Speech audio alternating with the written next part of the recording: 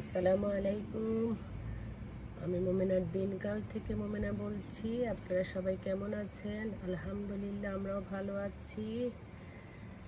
আজকে একটা সুন্দর সকালে আমি ভাবছিলাম বাইরে ডেকের মধ্যে আমার একটা লার্কির চুলা আছে, মাটির চুলা।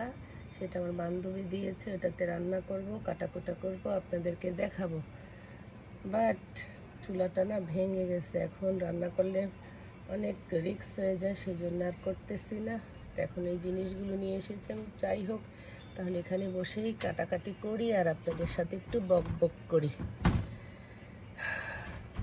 এটা হলো লাস্টে আপনাদেরকে দেখাইছিলাম একটা কই পাশের বাসা থেকে নিয়ে এসেছি, সেটা দিয়ে আমি ভাবছি ডিম দিয়ে ভাজি করব,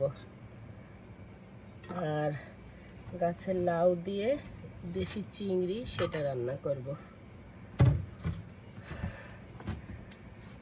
আমার যখন গাছে ফল বা ফসল যেটাই বলেন সেটা আনতাম, আনার পরে আমার ছোট বোনটাকে আমি বলতাম এই ভিডিওটা অন কর, ওকে ভিডিওর মধ্যে দেখাতাম আমি যেইটাই শসা তুলে দিতাম বা টমেটো যেটাই হোক, তোকে দেখানোর পরে ও আমাদের দেশীয় ভাষা দিয়ে কি বলতো জানেন?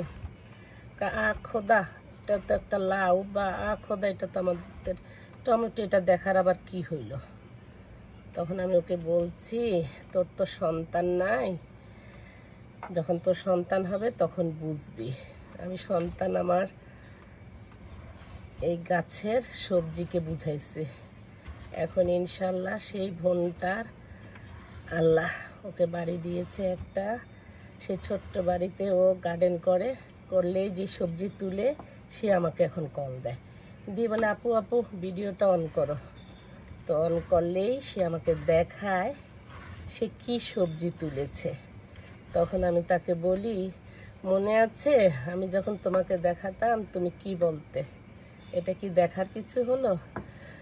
আসলে এগুলি দেখা সন্তানের মতো হয়ে যায়, দেখতে অনেক ভালো লাগে। আপনারা যার যেতটুকু জায়গা আছে, টব আছে, আপনারা সবজি গার্ডেন করেন, দেখবেন আপনাদের ভালো লাগবে। অন্য বাজে জায়গায় আড্ডা না দিয়ে বিকাল হলে দেখি এখানে অনেক মানুষ অনেকের বাসায় যায়, গল্পগুজব করে, সেটা না করে একটু সবজি বাগান করলে দেখবেন মনটাও ফ্রেশ লাগে, ভালো লাগে। তারপর ফ্রেশ সবজি আপনি গাছ থেকে উঠিয়ে পারিয়ে নিজেও খাইলেন, আরেকজনকেও দিলেন, এটার মধ্যে একটা তৃপ্তি আনন্দ আছে।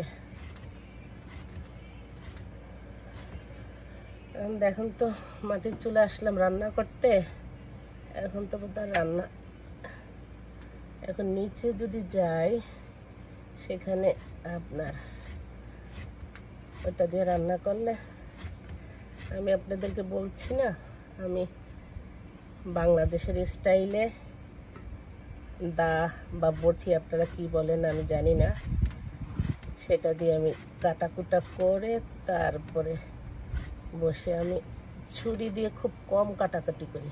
আমার কাছে ওটা ভালো লাগে না, তৃপ্তি লাগে না।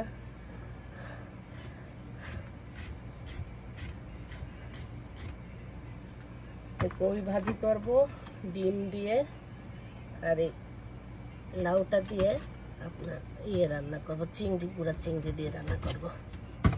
আপনারা খান কি না জানি না, খাই না কেন আমরা সবাই, মনে হয় বাংলাদেশে সবাই লাউ খাই। লাউ আসলে শরীরের জন্য ভালো। লাউ দিয়ে কত ধরনের গান তৈরি হইল, স্বাদের লাউ মেরে বই লাগে, আসলে বই লাগে।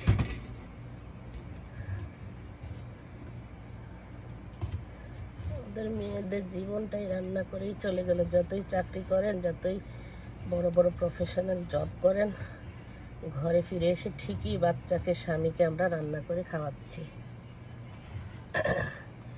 এটাই বোধহয় আমাদের জীবন, এটাই আমাদের লাইফ।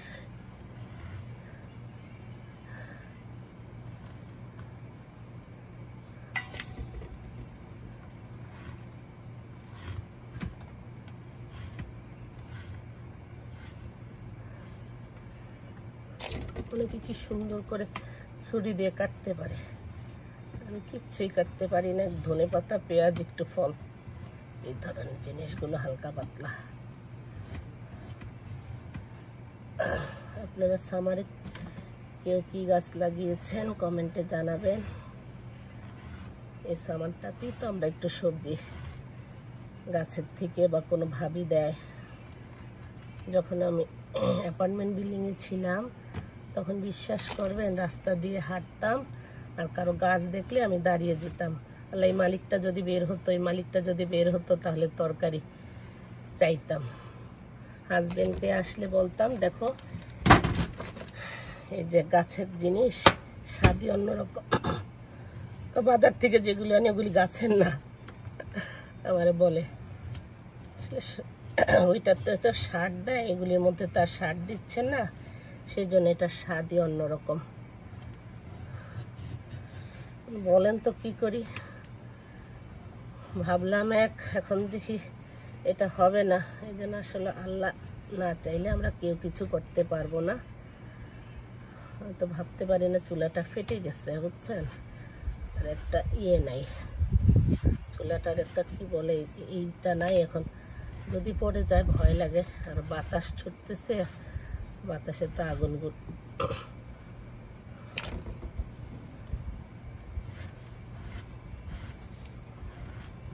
করে আমি সবগুলো সবজি কেটে নিব, লাউ দিয়ে রান্না করব। কচি লাউ খেতেই ভালো লাগে, অনেকে গাছের সবজি অনেক গুঁড়া করে তারপরে পারে।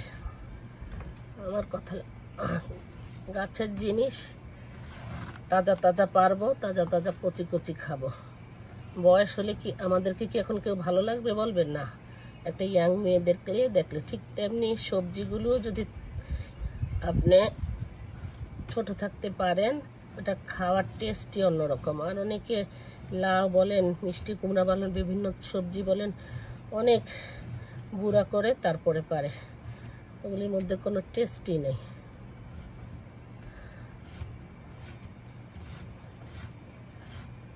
এখন ওদের এখানে রান্না হবে না, নিয়ে যেতে হবে ঘরের ভিতরে। বাট কাটাকুটাটা করে ফেলি, এখানে যখন বসলাম এই কাটাটা শেষ করে ভিতরে চুলায় রান্না করব। ইনশাল্লাহ একটা চুলা অর্ডার করব। ওই দিন এক ভাবি বললো অ্যামাজনে চুলা পাওয়া যায়, এরকম মাটির স্টোভ, ওইটা নিয়ে আসলে ইনশাল্লাহ রান্না করব, আপনাদেরকে দেখাবো। মাটির চুলা রান্নাটা অ্যাকচুয়ালি অনেক মজা, কষ্ট আছে। আমি রান্না করতে পছন্দ করি মাটির চুলায়, বাট ওই যে ধোয়ার সময় কালি হয়ে যায় যে, সেটাই পছন্দ করি না। কিন্তু রান্না করতে খুবই ভালো লাগে। আমি যখন হাঁটতে যাই তখন ওই গাছের শাল বাকলা পরে থাকে না, আমি ওগুলি নিয়ে আসি লার্কি হিসাবে ব্যবহার করার জন্য।